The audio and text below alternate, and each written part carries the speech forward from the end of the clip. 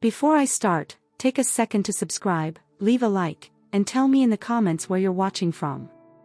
It really helps this story reach the right people. I always believed blood was a kind of shield. That family, no matter how broken, was still safer than the outside world. I believed that right up until the moment I opened my mouth and told them the one thing I had spent my entire adult life protecting. I didn't plan to tell them. Secrets like mine aren't meant to be shared around dinner tables, between clinking forks and forced laughter. They're meant to be buried. Locked. Forgotten. Or so I thought. But grief does strange things to judgment. My name is Alana. I'm 34 years old, and for most of my life, I've been the reliable one. The calm one.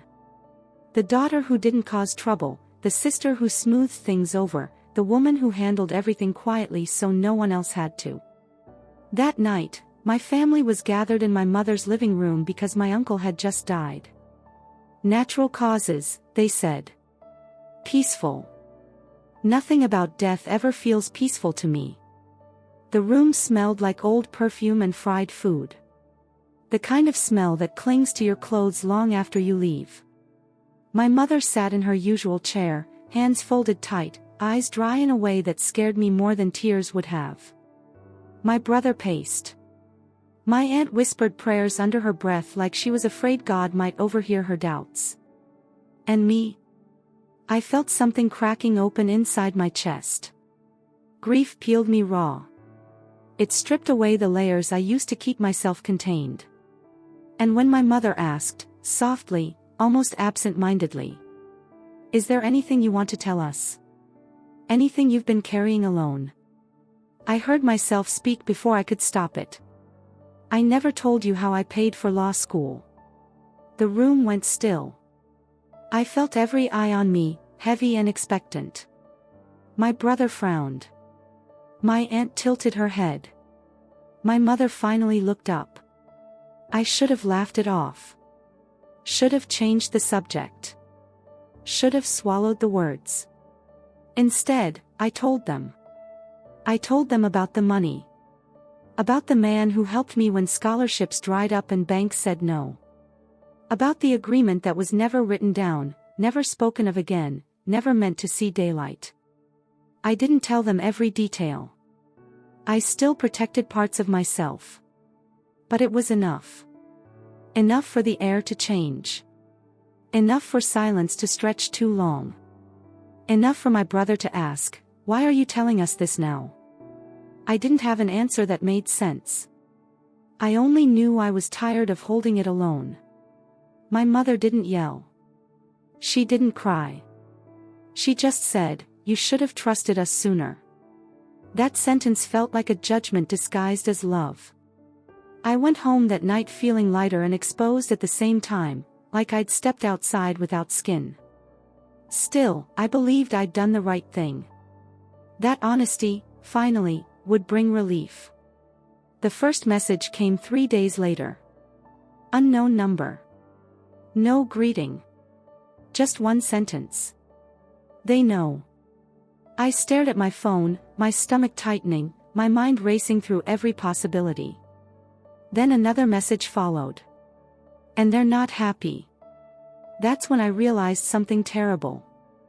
I hadn't been protecting myself from the world all those years. I'd been protecting myself from my own family.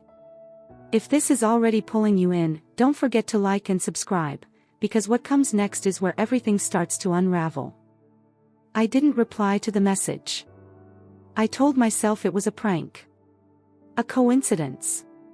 Someone fishing for fear. But my hands were shaking too hard for me to believe my own lies. They know. Know what? I replayed my confession over and over, like rewinding a crime scene. Every word I'd spoken in my mother's living room echoed louder now, distorted, heavier. I hadn't named him. I hadn't explained the full arrangement. I hadn't even said how long it lasted. So how could they know? The second message came an hour later. "Your mother should be careful who she talks to." That's when fear stopped being abstract. I called my mom immediately. She answered on the third ring, breathless, like she'd been waiting. Did someone contact you? I asked. A pause. Too long. Why would you ask that? She said. My heart sank. She told me a woman from church had called her earlier. Said she was concerned. Said she'd heard rumors. Said she thought my mother deserved to know the kind of daughter she raised. I closed my eyes. Rumors don't come with phone numbers. Concern doesn't arrive armed. What exactly did she say? I asked. My mother hesitated. And in that hesitation, I heard something fracture. She said your education wasn't paid for the way we thought, she finally admitted. And that secrets always come with consequences. I felt sick. That night, my brother texted me. No warning. No context. You really put us all at risk. I stared at the screen, rage burning behind my eyes. Risk of what? I typed. 3 dots appeared. Disappeared. Then. You think people just help for nothing? You think this ends clean? That's when it clicked.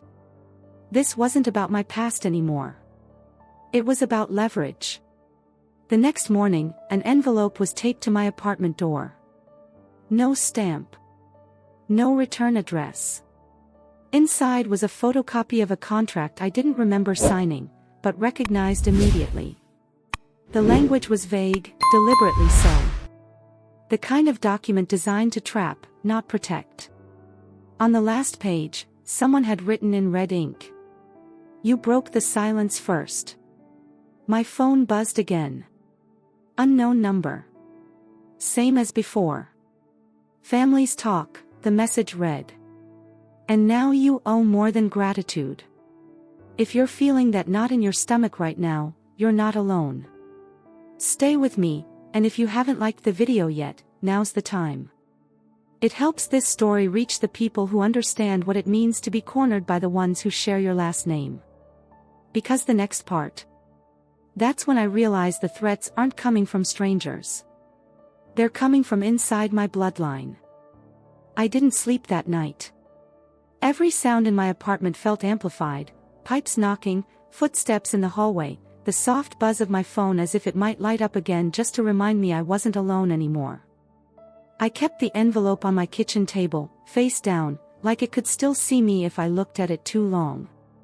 By morning, I had convinced myself of one thing. Someone in my family had shown it to them. There was no other explanation. That afternoon, my aunt called. The same aunt who prayed under her breath at the funeral. The same aunt who hugged me a little too tightly before I left. Her voice was sweet. Too sweet. Baby, she said, you know I love you, right? That question is never innocent. She told me she'd been approached. That someone wanted to clear the air. That they were worried I might not fully understand the seriousness of what I'd been involved in years ago. They just want to protect everyone, she said. Especially your mother. Protect. That word again. What did you tell them? I asked. She laughed softly. Nothing you didn't already admit. The betrayal landed slow, then all at once. She hadn't meant harm. That's what made it worse. She believed she was helping. I drove to my mother's house unannounced. I needed to look her in the eye, to measure how deep this went. When I walked in, she was sitting at the table with a folder in front of her. My folder. Bank statements. Old emails. Copies of things I thought were gone forever. You gave them this? I asked, my voice barely holding. She didn't look ashamed. I was scared, she said. They said if we cooperated, this could stay private. That's when I understood the shape of the trap. My silence had been my protection. My family had traded it for reassurance. I told my mother to stop talking to them. To stop answering calls. To let me handle it. She nodded. But her eyes were already elsewhere, pulled by fear, by guilt, by the need to believe she could still fix this. That night, I got another message. Your aunt is very persuasive.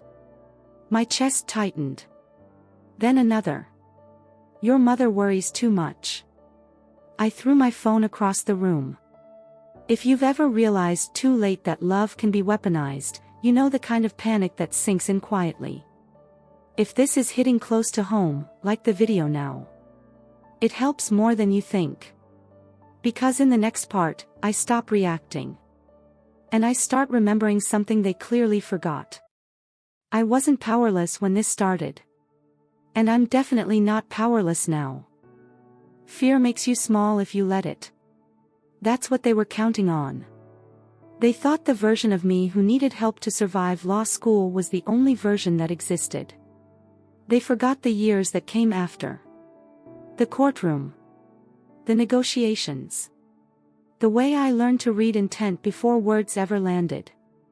They forgot who I became. I took a day off work and spread everything out on my living room floor. Every document. Every email. Every memory I had tried to bury. I reconstructed the timeline, not the one they were threatening me with, but the real one.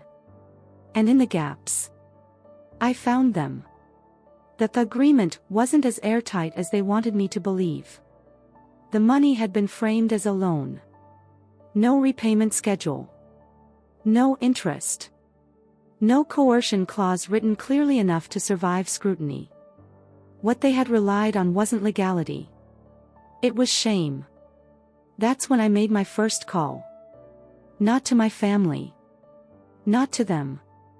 To an old professor, now a judge, who had once told me I was too careful for my own good. I didn't give him names. I didn't need to. I just asked one question.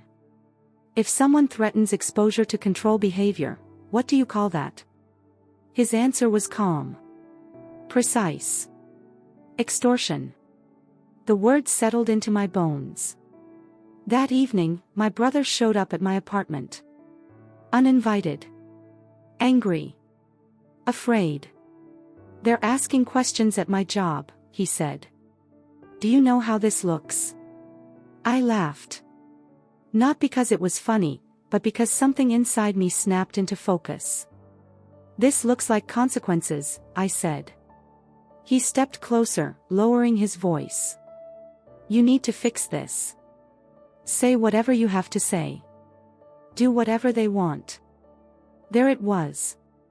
Not concern. Not protection. Control. After he left, my phone buzzed again. You're getting advice. I froze. Be careful who you trust.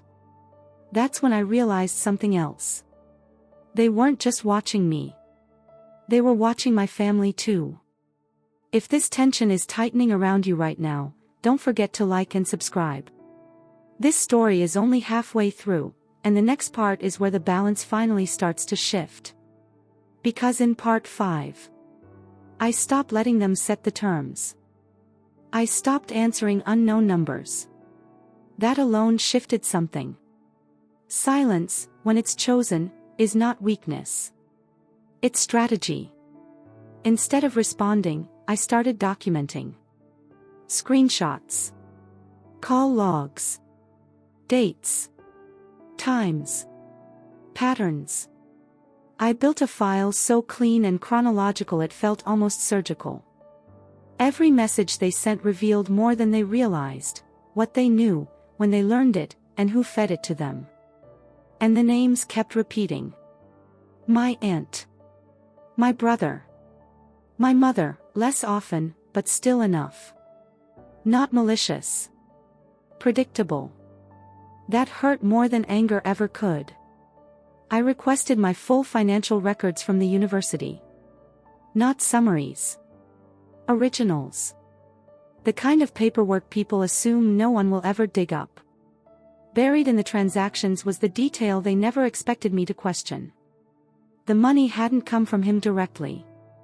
It had come through an intermediary. A foundation. One that no longer existed. Shells leave trails when you know how to look. The next message came after 3 days of silence. You think ignoring us makes this go away? I finally replied. All communication in writing.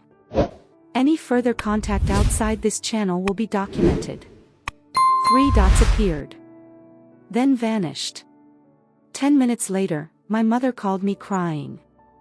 They said they're done being patient, she sobbed. They said you're embarrassing them. I closed my eyes. That's when I understood the final layer of this mess. They weren't afraid of the truth coming out. They were afraid of losing control over the narrative. That night, I drafted something I never thought I'd write. A statement. Not to publish. Not yet. But to be ready. If you're still with me, still holding your breath through this, hit like now. You're about to see what happens when fear stops driving the story. Because in the next part, they make a move they can't take back. They didn't come for me directly. That would have been too obvious. Instead, they went after my reputation. It started subtly, an email forwarded to my firm from an anonymous address, expressing concern about my character. No accusations. Just questions. Carefully worded. Professionally poisonous. Then another. And another. By the third one, HR called me in, just to check in. I sat across from a woman I'd worked beside for years, watching her choose every word like she was stepping through glass. We're not accusing you of anything, she said. But you understand how perception works. I did. Perception was the weapon now. That afternoon, I received a final message from the unknown number. This is your last chance to cooperate. Attached was a draft affidavit, with my name already typed in. A confession. Sanitized. Strategic. It would make them untouchable and leave me permanently compromised. That's when I stopped feeling afraid. Fear is what they needed from me. I forwarded everything, messages, documents, call logs, to an attorney I trusted more than anyone alive. Then I did something else. I sent one message back. Any further contact will be considered harassment and extortion. My counsel has been notified. No threats. No emotion. Just fact. An hour later, my aunt showed up at my door. She didn't knock. She cried. She begged. She said I was tearing the family apart. That I was choosing pride over peace. I looked at her and finally said the truth out loud. You sold my silence because it made you feel safe. She didn't deny it. When she left, I locked the door and slid down against it, my hands shaking, not from fear, but from clarity. If this moment feels heavy, if it feels like the calm before something irreversible, you're exactly where you're supposed to be. Like the video now. This next part is where the consequences stop being theoretical. They always mess up eventually. People who rely on intimidation forget one crucial thing. Pressure makes mistakes inevitable. It happened on a Tuesday night, just after midnight. My phone buzzed once, no anonymous number this time. An email. Sent directly. No intermediary. No burner address. They were angry. And anger makes people sloppy. The email was long. Condescending. Framed as guidance. It referenced specific conversations I'd had with my family. Dates. Exact phrases. Even the order in which I'd spoken them. Information they could only have gotten one way. From inside my house. Halfway through, they crossed the line completely. They threatened to release documentation unless I signed the affidavit by Friday. They listed the outlets. The professional boards. Even my employer, by name. At the bottom, one sentence changed everything. Your family has already agreed this is for the best. I forwarded the email to my attorney. His reply came back fast. This is explicit. This is admissible. And this is not subtle. For the first time since this began, I smiled. Because fear had finally switched sides. That same night, my mother called again. She sounded smaller than I'd ever heard her. They told me you're being difficult, she said. They said this could all be over if you just cooperate. I didn't raise my voice. I have proof now, I said. And so do they. Silence. Then something unexpected. Relief. Oh, she whispered. That's when I realized something painful but true. My family hadn't known how bad this was. They'd been fed just enough fear to keep them compliant. I told my mother to stop answering calls. To forward everything to me. To say nothing else. She agreed. If you're still here, still breathing through this with me, hit like now. You're about to see what happens when manipulators realize they're no longer in control of the narrative. Because in the next part, they try to disappear. And that's the worst move they could have made. After the email, everything went quiet. No messages. No calls. No intermediaries pretending to be concerned friends. At first, the silence felt like relief.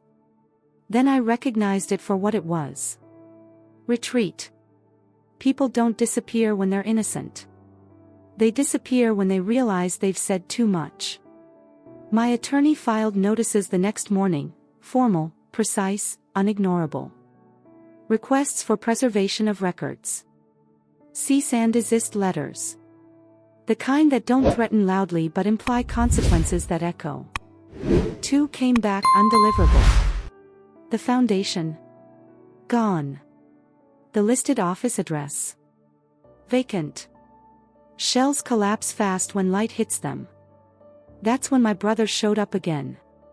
This time, he didn't look angry. He looked scared.